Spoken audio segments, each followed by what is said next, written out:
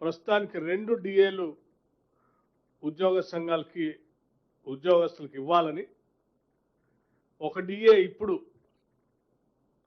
వెంటనే చెల్లించాలని,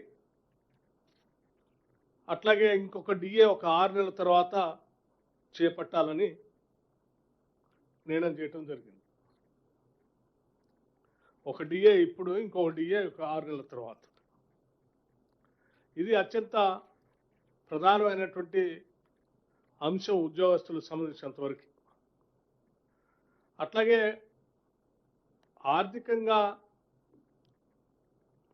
రాష్ట్ర ప్రభుత్వం పైన, ఖజానా పైన పడేటువంటి భారాలు సంబంధించినటువంటి అంశాలు, ప్రధానమైనటువంటి అంశాలు కూడా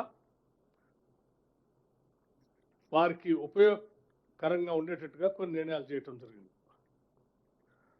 దాంట్లో హెల్త్ కార్డ్స్ సంబంధించి ఒక ప్రధానమైనటువంటి అంశం.